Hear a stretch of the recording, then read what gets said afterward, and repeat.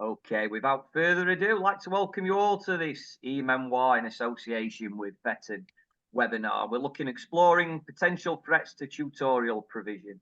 And the session is going to be led by Dr. Sally Wootton of FETN and Beej Kaczmarczyk of e-Memoir. So we're looking at running this for around about an hour or so, but that's all determined by the type of questions that we might get from you, the participants. And ever we like to keep these sessions as interactive as possible. So feel free to use the chat facility or indeed the microphone at any point. Any questions, just let me know. I'll be in the background. And without further ado, I'll hand over to Beej and Sally. Thank you very much, Marek. Good afternoon to everyone. Hope everyone's keeping well. My name is Beej Kaczmarczyk from e-Memoir, currently chair at the Chesterfield College Group, former chair of the White Rose Group of Beauty and Complementary Therapy Colleges. We're joined this afternoon by Sally Wootton. Sally, just want to introduce yourself? Hi, yes, I'm Sally Wootton. I'm the founding director of FETN. We support all the tutorial provision across the sector. We're a membership organisation. We have lots of resources and support. So if you don't already know about us, please visit the website afterwards and learn a little more. Thanks very much then, Sally. And welcome to everyone that's joining us. And as I said, for those of you that are with us on a live webinar, please use the chat facility, or if you feel more comfortable, more confident, particularly when there's a little pause, use the mic, but make sure you mute yourself after it. For those that are listening to the recording, we'll be taking questions as we go along. The presentation will be available to you.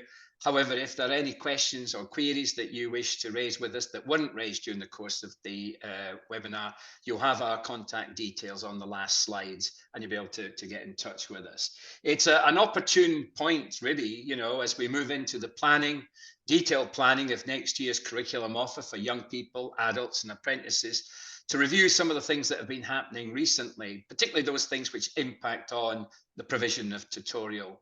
And that includes a whole range of activities, one-to-ones, group tutorials, learning support, all the other sort of forms of support that we provide to individual learners, whether they're on full-time programs like study programs, T-levels, access to HE, or on part-time programs, which of course many of our adults are on. So without further ado, Sally, would you like to take us through today's agenda, please? Okay, so if you can move me on, thank you. So yeah, I mean, this is just a snapshot of the things that I think we ought to be kind of discussing generally in our organisations. And I think that the first one, the attitude to tutorial provision, this can really impact on how our tutorial is both designed and also received. Then we'll be looking at models of delivery and the implications of those models. Resource decisions, and of course the resource decisions are very much underpinned by the attitudes towards provision. So we'll be taking a look at that and then seeing how tutorial should be part of that quality cycle and how we can make sure that's embedded. And then finally funding onto the big question of funding, which kind of underpins everything else that we'll be talking about. Okay, so if we just move on to the first, where we're looking at attitudes for towards tutorial provision.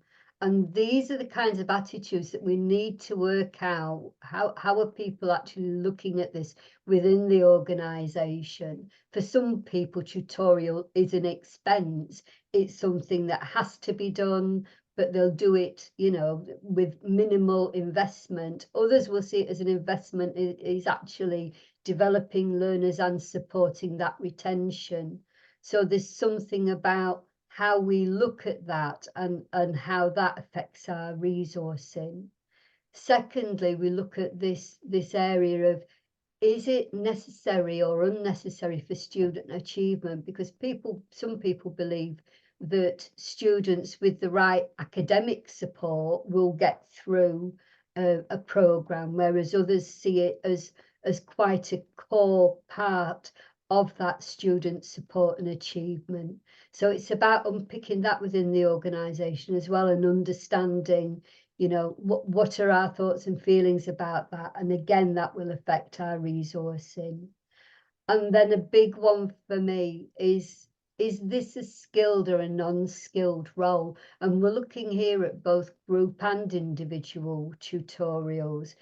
A lot of group tutorials nowadays are delivered by pastoral support groups that are not actually trained as teachers, but they're still delivering a session, although they're not allowed to call it teaching.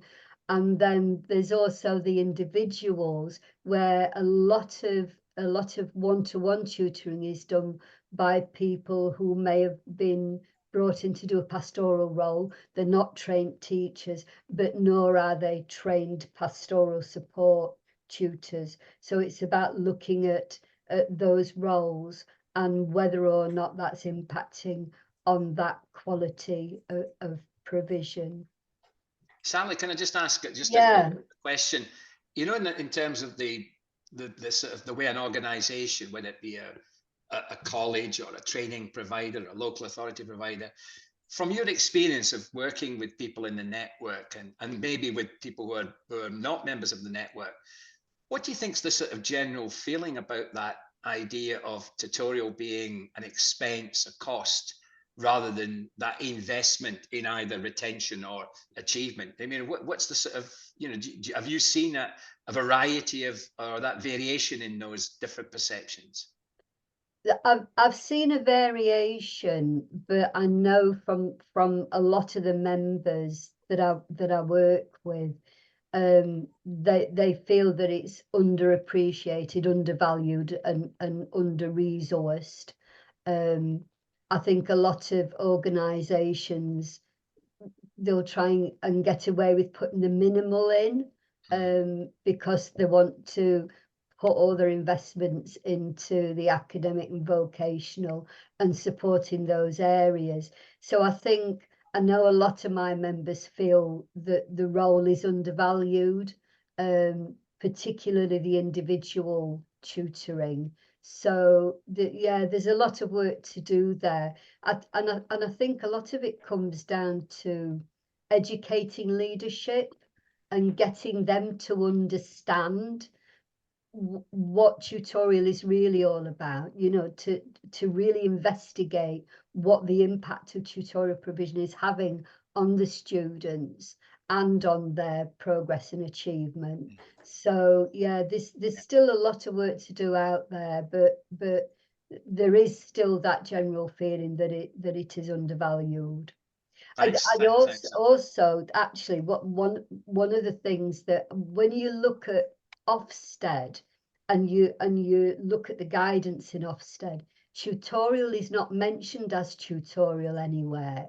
So it doesn't get any recognition at all in that forum.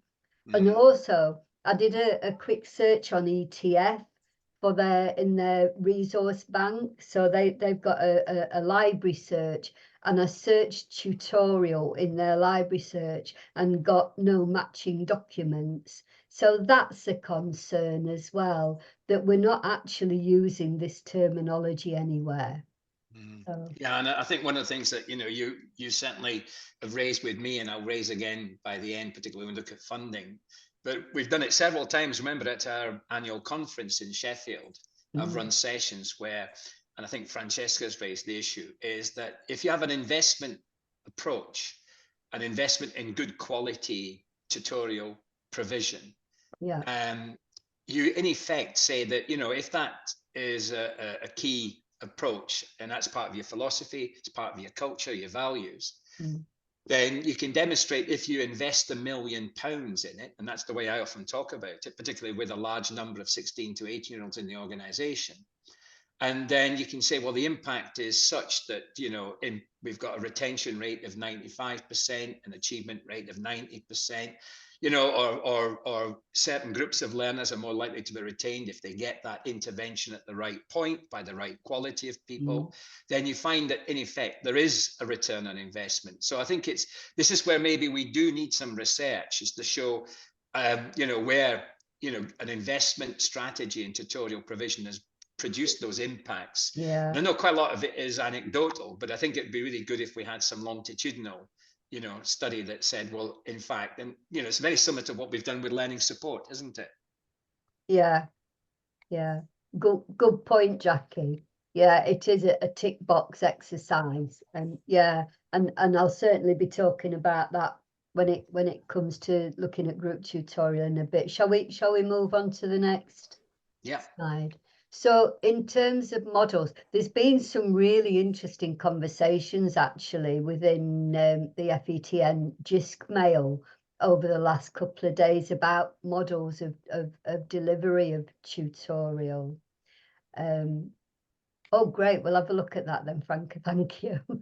And I think one of the problems that we've got is that people seem to be constantly changing models because tutorial isn't working. They're either not getting the impact, or they're not getting the buy-in from the students, or the staff are uncomfortable with what they're actually delivering when it's group tutorial. So we keep changing the models around.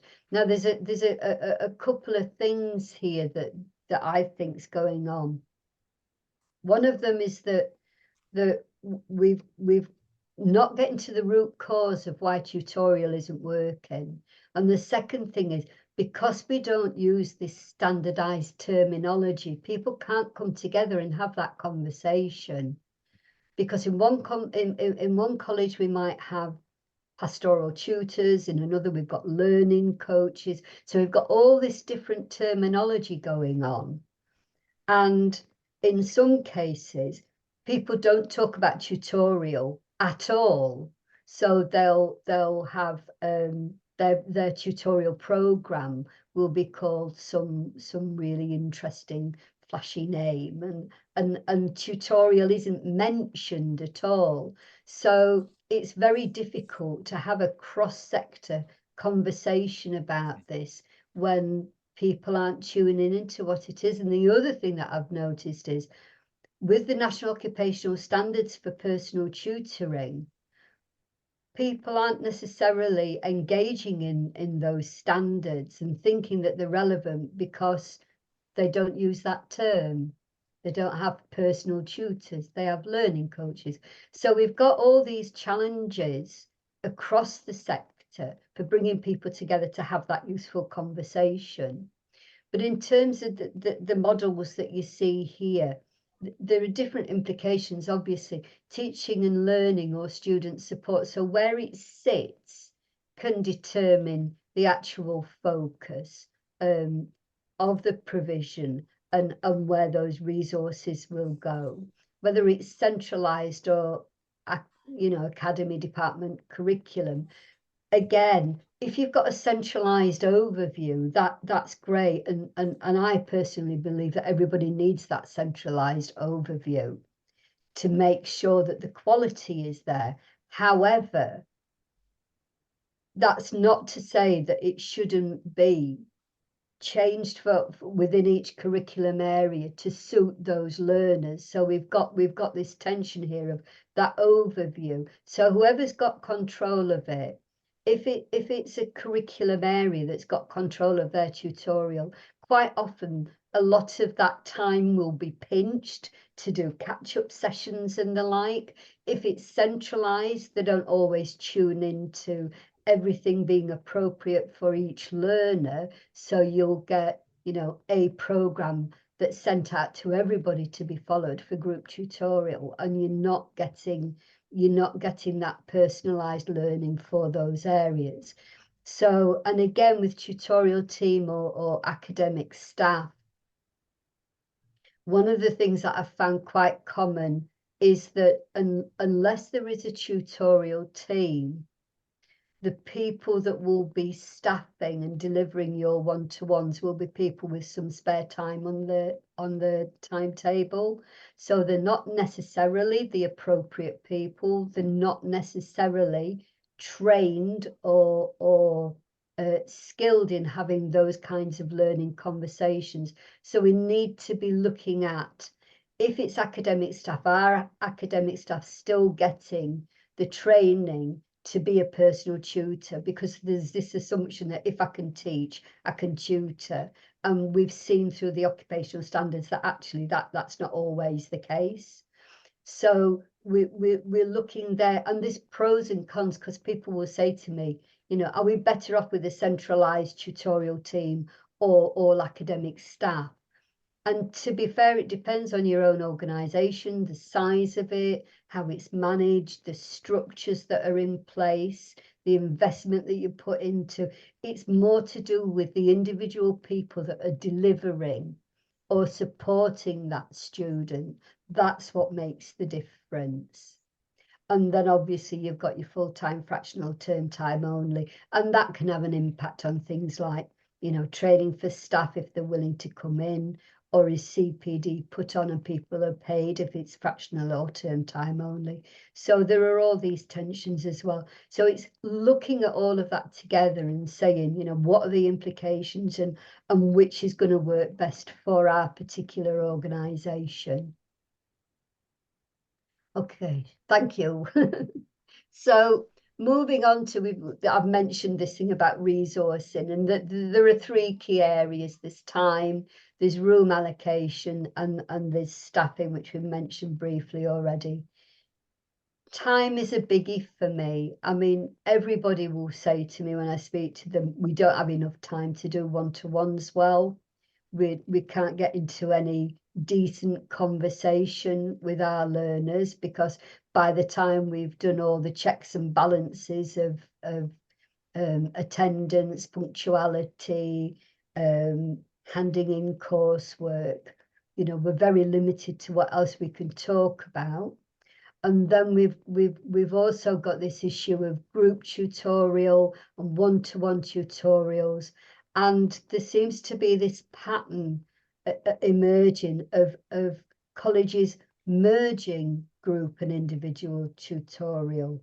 And I really dislike this approach, because you've got a group of students in a room who are meant to be working and meant to be supported in the work that they're doing. You've got one single tutor and you've got them doing one-to-ones at the front of the class. So I think there are a lot of tensions there. If somebody needs some support in the work that they're doing, it might be online or whatever, then those students have got to get the attention of that tutor who is involved in a conversation with a student. And that individual student may have you know, sort of personal, private, difficult things that they want to talk about. How do they do that? How do they raise that in that particular situation? And the analogy that I always put forward is, if you wouldn't have a staff appraisal in a staff room, why would you put an individual student in a room of students to talk about their personal progress? So for me, that's a real challenge. But this whole thing, we're always being told that there isn't money to give more time to one-to-ones. I'm not sure that's the case, and hopefully Beej, you'll be able to answer that further down the line today. But yeah, it's a real challenge, because if we retain our students, we retain our funding. So why wouldn't we want to invest in that support? I think a good point, Sally, that links up to your models before, and I think that's been highlighted by one of our listeners this afternoon, is that if you haven't got sufficient physical, staffing and financial resource, you are forced into maybe a model where you're not always using those people who are most passionate about tutorial, most supportive of tutorial. So in other words, you're in a catch-22. You know, you because you've made that set of decisions, what should be expecting in terms of the outcomes? Well, you should be expecting less than a good quality set of impacts and outcomes. So I think it all starts very often with those resource decisions, because if we had adequate resource, you'd have the right staff in the right place with the right amount of time to give the right type of support to individual learners. And I think that's a good point that's been raised there. And I think so it goes back to that model, as you said. Very often, if we had an ideal model, we'd have to have the ideal level of resource. And I think that's a good point that's been raised. Thanks very much for that contribution. Thanks very much. Thanks very much, Dave. And I think also it raises for me, certainly as governors, you know, we have to understand that, and this is a classic, I suppose, thing about the very often we will invest in things like tutor support, the one-to-one support, when we know there's an issue or a crisis or Ofsted. Yes. But what happens when Ofsted have gone? You know, what happens if, you know, and I think that's it. It's about not understanding that that type of investment is one which does generate those most positive impacts. And across all those three sets of resource issues. So thanks very much for that, Sally, and those people have contributed. Thank you. Okay. So moving on then to looking at some tutor concerns. These are things that have been raised by members of FETN in various meetings that we have. And group tutorial, I mean, I've already kind of alluded to some of this. There's a lack of confidence.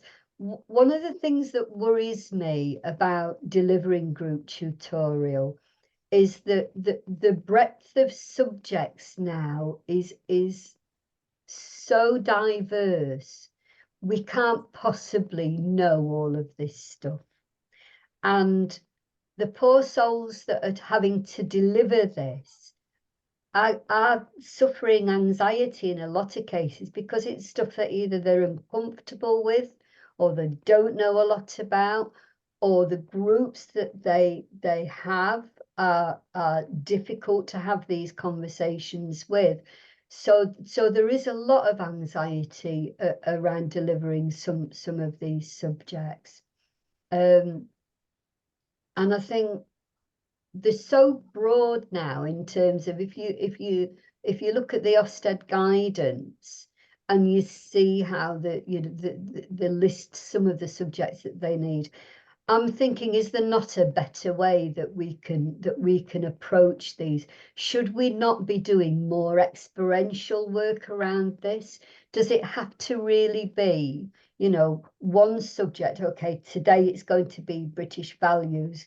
Tomorrow it's going to be alcohol and vaping, and do we need to do that approach, or can we not find better ways of exploring rather than teaching some of these subjects with our learners, and maybe creating projects over a period of time that bring some of these things in as scenarios to be explored? So I just think we've got a bit hooked up on, got to cover this subject, you know, and this range of subjects. So on this week we'll deliver, and then on this week it'll be another topic. So let's just see if there's a better way that we can do that, that takes some of the heat out of standing there and delivering this stuff.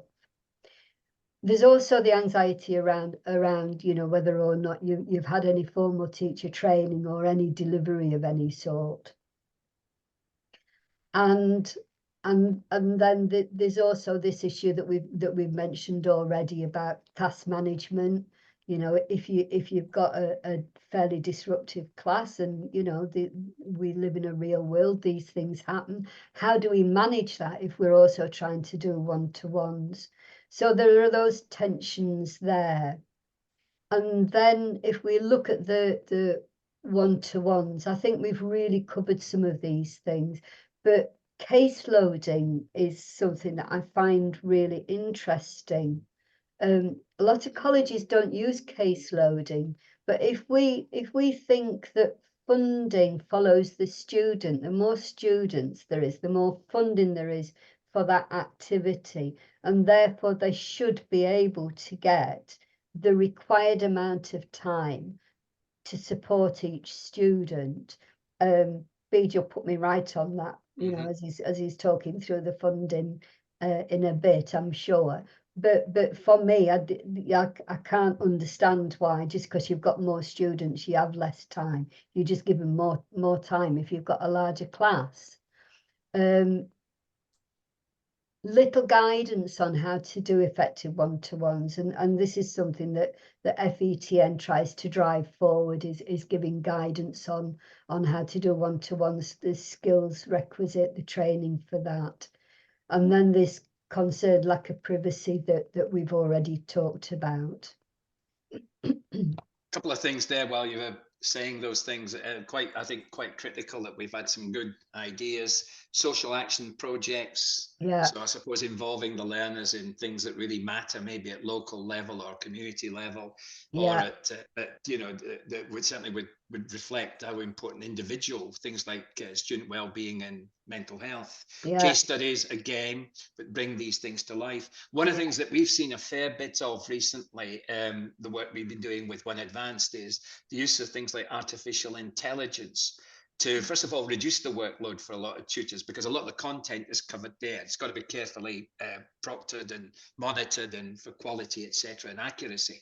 But what it does is it allows that sort of exploration of these issues, particularly hot topics, in more detail during tutorials. So it's less of a receiving and more of a sharing. Yes. But also it means that the staff workload is reduced, because in effect the staff can focus on better preparing the learners for things like discussion, for individual reflection, for what the impacts are on their individual styles of working or of learning. So I think, yes, there, you know, some good suggestions there, and certainly mirrors very much what we've been hearing, Sally. Yeah, and as you say, by doing all these things, they're naturally developing their skills. They don't need to be told how to do these skills if we're encouraging them to use them in conversation, debate.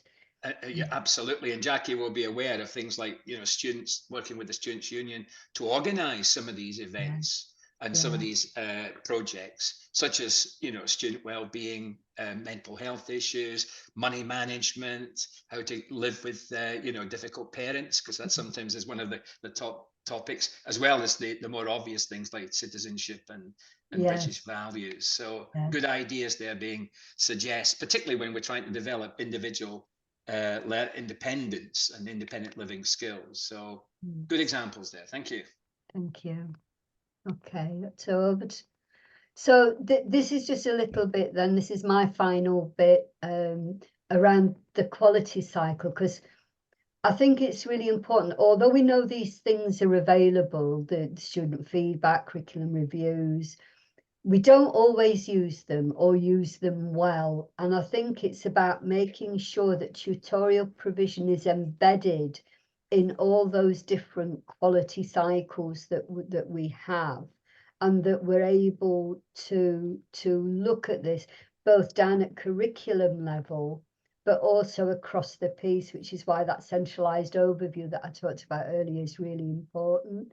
We need to make sure that it's working, but we also need to be able to identify where it's not working and why it's not working in those areas. So we need those deep dives to get down to the root causes of those problems. And we've got the FETN quality standard accreditation that's been developed. It was developed over about 2 years in consultation with the sector, and we were looking at different ways of trying to really get to the bottom of why tutorial wasn't working in an organisation and how improvements could be made. So there are 3 QSAs. The first one is all around the one-to-one tutoring and how well an organisation excuse me, does that. The second one is around providing pastoral support and well-being. So that's all that centralised support. And the third one is around employability and enrichment opportunities and developing those wider skills. So there are 3 there that help organisations to interrogate their quality of provision and to be able to plan for improvements. Some organisations, I understand, have also used it for preparing for Ofsted, because it gives them a very clear view and it helps them to create those arguments in terms of what they're doing well, why they believe they're doing it well, but also to be aware of the pitfalls where it's not working quite so well. Okay, so within all of this that I've spoken about, I've kept referring back to funding as a particular issue and funding this area of provision. So I'm going to hand back over to Beej now. Thank you. Thanks very much. Thank you. And thanks very much for everyone that's been contributing. I want to just cover, I think, two areas here. One which has, I think, got some significant threats, and that's what's happening to funding of particularly of young people, and some of the things that are going to be in place in 2024-25. But I think also that might provide you with actually the tool or the tools that they'd say, well, yeah, given that those threats, what can we do to protect tutorial provision, perhaps in some cases actually see it increase. The second set of issues relate to one group that I think do miss out significantly, and that's adults. So I want to talk a wee bit about some of the opportunities and the threats there. Some of the funding headlines for the next year that relate to, first of all, how the organisations are funded. The first thing to note is that there will be a small increase in funding for 16 to 19-year-olds on study programmes and T-levels from the current rates. Now, the current rates, by the way, do reflect quite a significant increase in funding for young people in the last 2 years. And this in particular incorporates the increased funding for pay awards that was announced last summer. Now, those are now incorporated. And so the increase this year is only 1.9%, which of course is better than nothing, but again, still doesn't reflect some of the things that are happening in terms of things like inflation, pent-up pay awards, the cost of provision, the cost of materials, etc. But nevertheless, that's what we're working with, these new levels of funding. But there is a threat, and that is what's happening in terms of the English and maths condition for 16 to 19-year-olds, whether on a study programme or a T level. There are changes to that condition, and I want to focus a wee bit on that because I can see that it's got significant implications for all of us, and that does raise concerns. For those that are working predominantly with adults, there are some changes outside of the devolved authorities. So if you're covered by Greater Manchester or South Yorkshire or Greater London, these changes will have first impact if you are covered nationally by the ESFA. Some of the devolved authorities will actually be implementing the new rates. Others haven't yet announced that. And it's got some significant implications for those of you working particularly with adults on level 3 and above programs funded by loans. So there's some changes there that I want to raise with you. But one thing that will be certainly affecting many more of us in future, particularly working with adults, and that is that there's more devolution being planned that will be implemented after this coming month's mayoral elections, and they'll be affecting places like, for example, the East Midlands, which I'm based in, those of you in sort of York and North Yorkshire and other parts of the country. So more on that. But what it does say, if we just focus on 16 to 19-year-olds, it said that the rates of funding have gone up. That's also for T levels, which have got a slightly different model. They're funded over 2 years. There's no reduction in funding for an 18-year-old on a T level. And of course, the T level funding doesn't include the additional funding for things like industrial placements, etc. There's an expectation, though, of additional teaching hours for all students. So that's for T-level students, but also for those on study programs. So the 540 hours that you were used to in the past for a study program student to be full-time has been 580 hours for a couple of years. The average, I suppose, is getting much closer now to about the 640 hours of activity a year. And obviously, how much of that is going into tutorial is a key question for your own individual organisations. There is additional funding for more expensive, high-value subjects. So things like engineering, construction, computing, IT are seeing more funding going in to reflect the higher cost of delivering these programs per hour, which are not just material costs, but also staffing costs, etc. But also to recognise that changes in funding also impact on those learners who have got low levels of prior attainment in English and maths, who are coming into your organisation, and that's known as disadvantage block 2. And that disadvantage funding is going up in the next year as well. And most of that is going to go into low-cost learning support. So you see nothing specific there in the way that the funding changes are impacting on tutorial. That very much impacts on what happens inside your organisation, the way you allocate hours. So just to remind you, whether it be a level 2 study program, a learner may be doing A levels, a learner may be doing GCSE resets, a learner on T levels, the core learning aim, in this case, that could be a T level, it might be 3A levels, it could be GCSE resets, it could be a foundation program entry in level 1.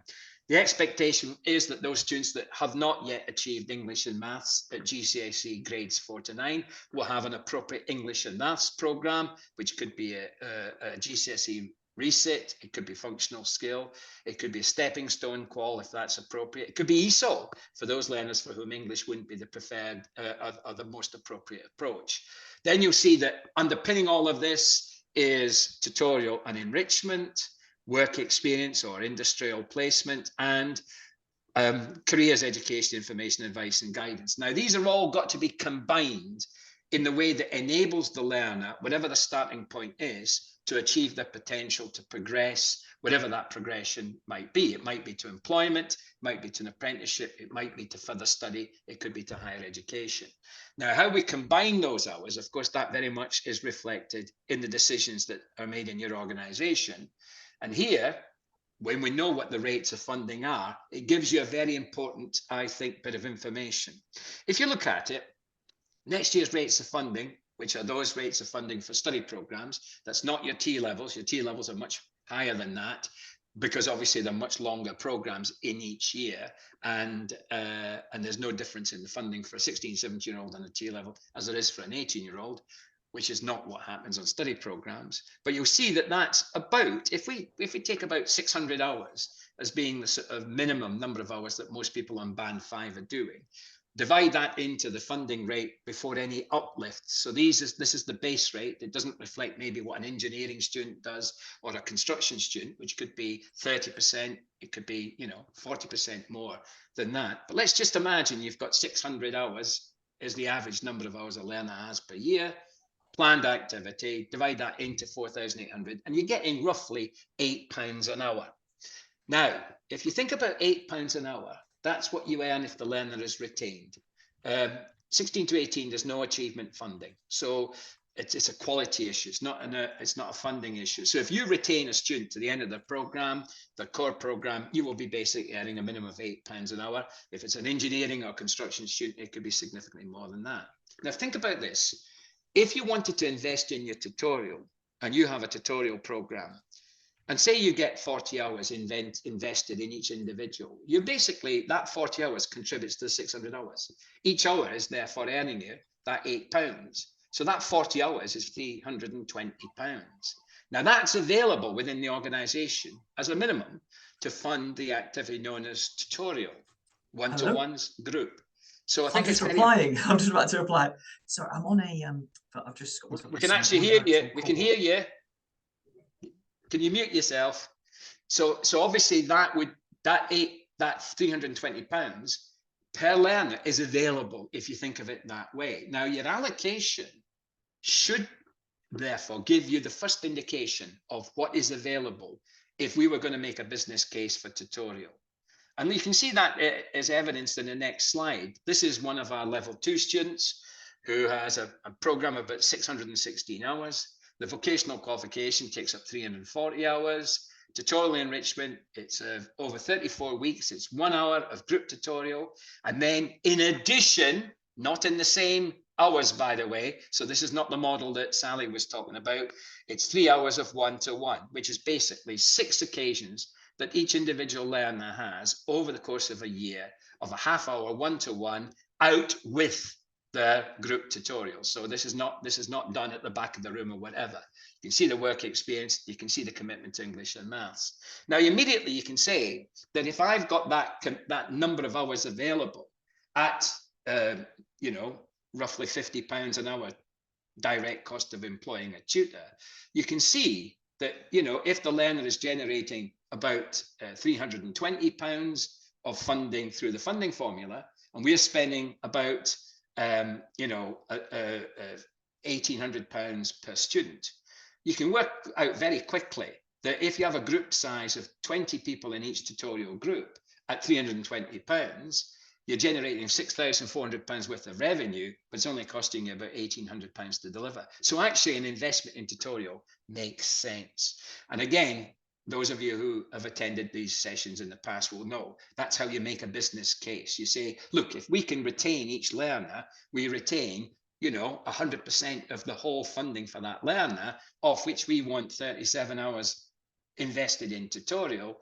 Look at the benefits of having that approach. Now, the group tutorial will work out cheaper than obviously the one-to-ones, but when you put in the one-to-ones at that £50 per hour, it still gives you a very good rate of return in terms of not only funding, but what about reputation, what about progression, and what about good quality indicators. So, it's worth having that information available to, but obviously you must deliver the actual tutorial program, and you must have evidence of that delivery.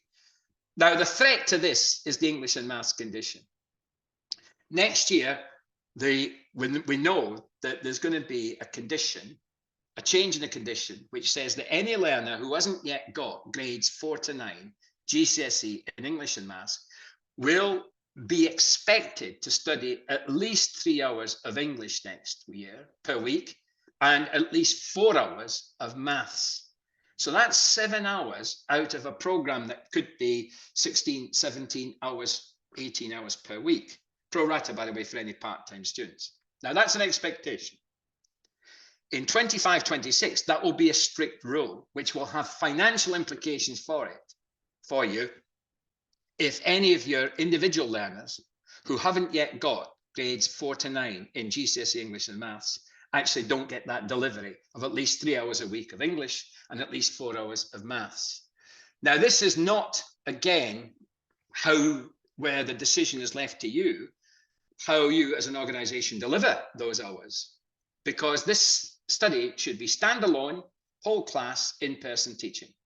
Some of the things that obviously we've been moving away from in things like online, blended learning, and such like. But it does say that would be in addition to any small group tuition, which will be funding out of learning support funding or online support. So these are the minimum classroom-based hours. So there's a very sort of clear view of how the English and Maths should be delivered. Now, currently, if a learner who should be studying English and Maths, doesn't have English and Maths within their program, above a certain tolerance level, there is actually funding taken off, and that's called the English and Maths condition. Now, the expectation is that will change in future, and I'll pick that up with you in a minute. Now, that's the negative side. On the good side, there is going to be additional funding for all those learners that currently don't have English and Maths at grade 4 to 9. Now, currently, that's only available to level 3 learners. That's learners on A levels, level 3 diplomas, key levels, that haven't got the GCSE grades 4 to 9 English and Maths. Now, this is going to be extended to level 2 and below. So that's good news. Therefore, there will be now additional funding coming into your organization for those learners who haven't yet achieved English and Maths. And by the way, that will apply as well to T-level students who don't have English and Maths. Now, that currently has been in place at £375 per subject per year for level 3 programs. Now it's going to be for anyone on a level 2 and below, which of course in many cases is going to be a lot of your learners. I would expect that there'll be fewer learners on level 3 programs that don't have at least one of either English or Maths, and certainly it'd be very rare for someone who hasn't got both, who has not got both. So there's some good news there, but this condition of funding tolerance, which currently means that, if the number of learners by the size of the qualifications who are not doing English and Maths, who should be doing it, right, or not enrolled on one of these subjects, if that exceeds 5% of your funding, you lose half the funding for those learners. So a 4,800 learner would only be generating 2,400. Now, in some cases, this condition of funding is costing your organization hundreds of thousands of pounds a year. That could be in future much higher because there will be no tolerance at all. So they'll be based on the whole value of the students program applied at half the national rate above the tolerance. That will not be the case. And that means that also, if it's not just if they're not studying English and Maths resits, right? It's also if they are below the minimum teaching hours. So remember the 4 hours for maths, 3 hours for English. So there is a significant threat to your funding for those learners. And obviously that applies to all the learners. There are exceptions. This could be learners with learning difficulties and or disabilities, where the expectation is they will still have English and maths on the study program at the appropriate level. There are obviously all of these individual situations which can be taken account of in this methodology. However, you've got to have the evidence from initial and diagnostic assessment. That's the best type of program to offer those students. So just in answer to that query.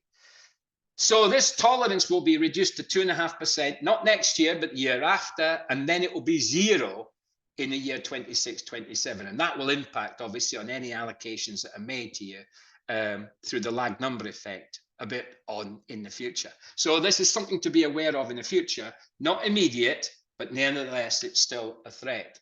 So what are the implications? Well, first of all, where do we find the additional hours? And where do we find the staff to do the additional hours? Again, drawing on the number of people that are currently able and qualified to teach 16 to 19, whether it be on study programs or T-levels. How will the students respond to a greater proportion of their planned weekly hours being spent in the study of English and maths, which will impact certainly in 24-25 when those students are expected to be coming in to study their A-level or their hairdressing qual or their plumbing qual or their carpentry qual. So some significant issues there. I also think that how does this sit with what we've been doing more recently? Moving to use of technology, the use of a more blended learning approach, more using things like artificial intelligence in an effective way, when we're expected to deliver this in standalone, whole class in-person teaching, which I think has got big issues, particularly if those of us who have tried to embed English and maths more effectively into things like vocational programs. And if the end of the tolerance is also applied, I know that's further down, then obviously you don't want to lose the funding. So you'll be expected to insist on those minimum number of hours for all your learners. And so when you're looking at it, you know, the current learners that are not meeting the requirement, you know, who's it going to be? Is it your SEND learners? Is it your learners with the greatest disadvantage? Is it learners on your low-level programs? Will they be further disadvantaged by this change? And I think that's something that we've all got to be aware of. And the most important issues then immediately come to me is, well, if those are the hours that we're going to have to allocate now to English and maths, where's the slack? As one of you said in a previous comment that you've made, oh, if there's a slack, oh, let's take it out of tutorial. If there's a slack and we haven't got enough people to teach English and maths, well, we'll have to take them out of the people that can into English and maths, and therefore who's going to look after tutorial, who's going to look after target setting, who's going to look after well-being, etc. So I think there are some big issues there. If the increased rate of funding is that we've had in place assumed an extra 40 hours, did any of that 40 hours, because the obvious place is I can see English and maths making a bid for those hours, what about you making a bid for some more of those hours, particularly maybe for more one-to-one? Where's tutorial in the ranking? Where's tutorial in the negotiating that will certainly be going on with curriculum areas as well as English and maths? And if we've got those additional funding for English and maths now for those learners on level 1 and 2 programs, how much will any of this be going into tutorial, or will it be going into perhaps, for example, running smaller group sizes in English and maths? Again, the emphasis on English and maths at the cost of something else, I think is a real hot issue for those of us who are leading on tutorial provision at the whole organizational level, as well as what might be happening at the operational level. And how is this disadvantaged funding that's available now, particularly from those people that are supporting SEN learners, how much has been going in to support those learners? Particularly those learners who have got low cost learning support, but there's a high incidence of them. I'm not talking about high needs learners. You know, they've got a good model that supports them.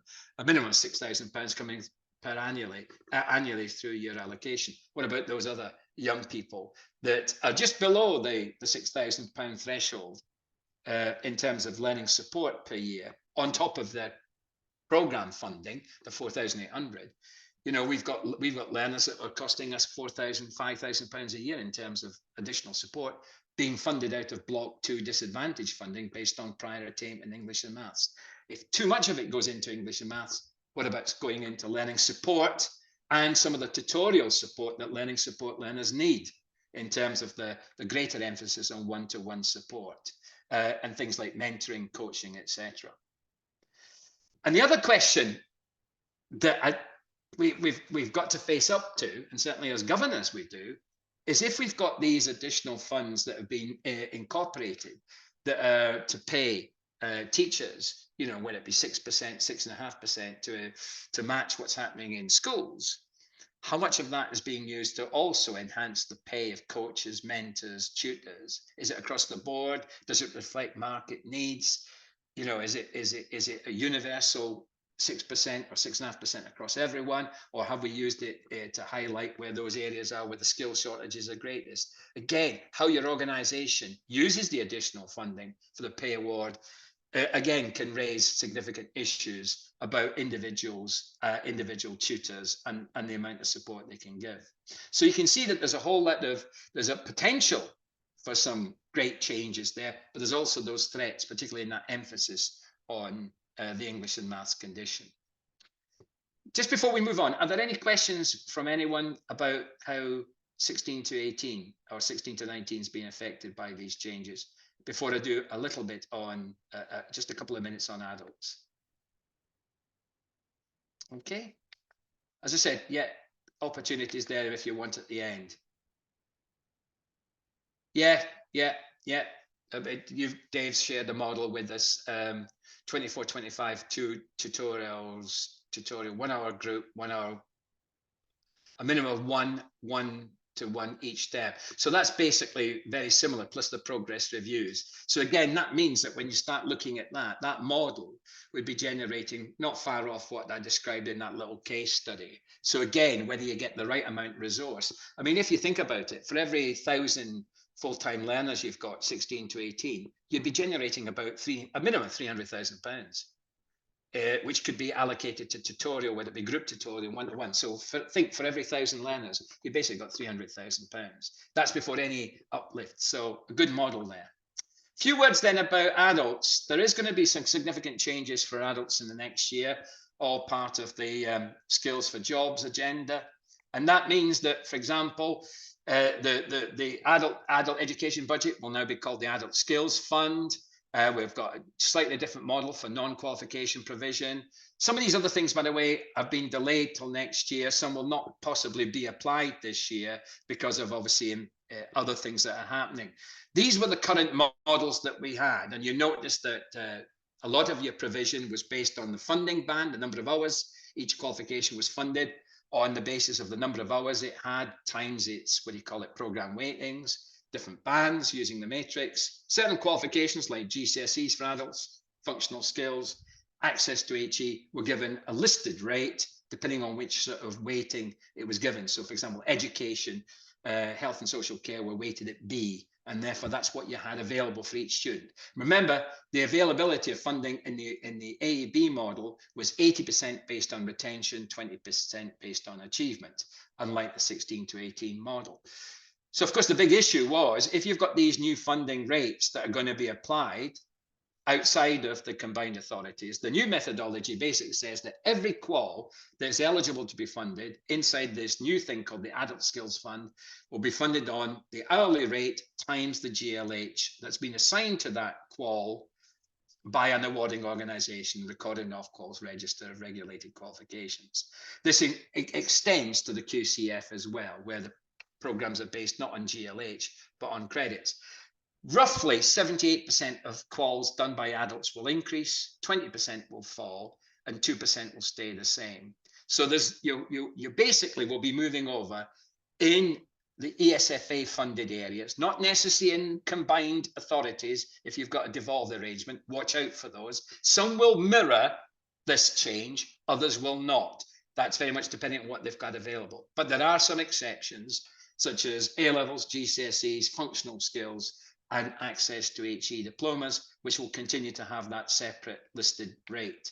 Loans funding is not going to change. There's no notice on that yet, because obviously loans are not covered by these. They would use the old rates, not these new rates, which of course in many cases are below these rates. And that's got real issues for those of us running access programs, because in an access course, you could have some learners aged 19 to 23 who would be using their first full level 3 entitlement funded at this new rate, 600 hours at a minimum of whatever it is. And then you've got others who are funded by a loan, and they're in the same class sat together, one funded at a lower rate than others. And obviously that leads to all kinds of issues in terms of inclusion and equality. So when we look at the new funding rates, this is the rate per hour for qualifications funded by the ESFA and in many cases devolved authorities. So for example, construction will be £9.60 per hour. So if you've got a 360-hour program, that will give us that rate of funding for that individual learner. This is before disadvantage uplift and area cost. So here are some quals that you might be offering to adults next year: digital functional skills, essential digital skills, access to HE computing. I've put in entry level 2 certificate in maths, level 2 award in progression. And you can see that, for example, the access to HE increase is quite significant. This is funding per learner next year. So you'll be getting over £1,112 more for each access to HE learner that you retain and keep. But some will go down.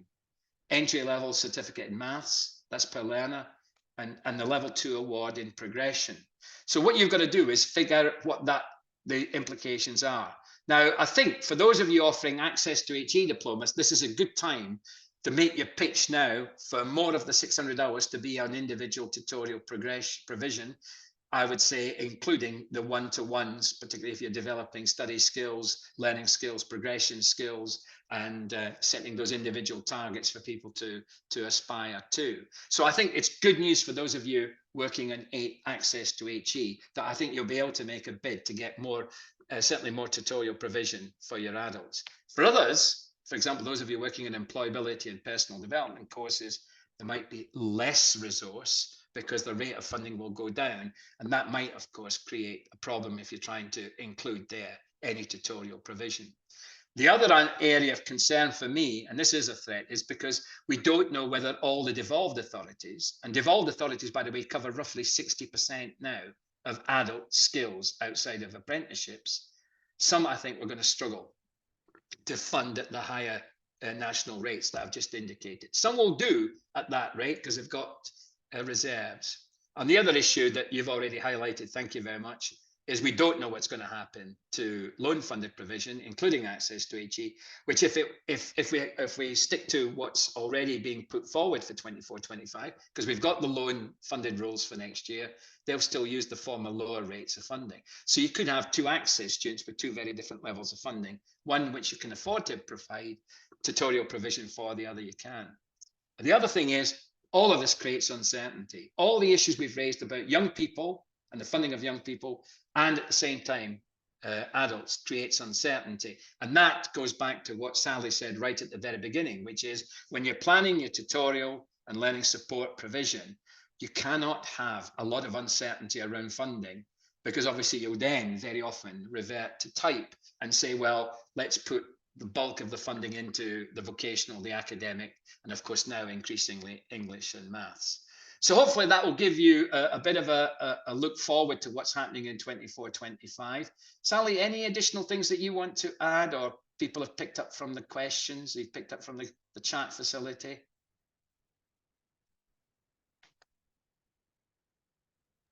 I'll unmute. Yeah. No, I think you picked up on everything through the chat, Beej, as you were going along. So there's I don't have anything to add unless anybody else has got a question that they want to. Yeah, if anyone wants to open up their, if they want to unmute just to make any comments, but thanks very much for everyone that's joined in. Thank you. I know we've picked up a few of you having chats with any other questions, or just as we're waiting. Oh yeah, we've got someone just coming through here. Oh, thanks very much. Thank you. Yeah. As soon as we get any further news on any of these things, we will share them with you. Sally, let's talk a wee bit on an upcoming event, which of course we've advertised already. June the 12th. Yes, this is another webinar, isn't it, that we've got planned. This is a little bit different. What we're doing with this one is if people want to send in questions or queries regarding tutorial provision, and then what we'll do is we'll have general discussions around the themes as we collate them. So you should have an opportunity when you register to put in a box to enter your questions or your queries, so that we can follow those up during the session, and hopefully it will be an interactive session where people will chip in with their own ideas through that. I'll also mention the conference on the 22nd of November. There's still the early bird offer on at the moment. I think that finishes very soon. So the details of the conference are on the website, on the FETN website. Anything else from you, Beej? No, that's great. I think it's, please take advantage of the 12th of June. Hopefully by then we've got all the information, particularly on things that might be affecting those of you in devolved areas and what's happening in terms of adult funding. And if there's any changes, obviously, to any of the policy things we've described, we'll certainly pick those up. But thanks very much, Sally, for everything that you've done today in planning and contributing to the webinar. And thanks again to all those people who have raised those questions with us. And again, I think that thanks very much for those contributions as well, particularly if those things that, we've talked about. If anyone wants any more information on making a business case to increase your allocation of resource to your tutorial provision. But as one person says, it isn't just about the number of people, it's the right people, right? Exactly. So I think we all know what you mean by that. Thanks very much for that. Yeah, that's great. That's wonderful. Right. So if we'll close the recording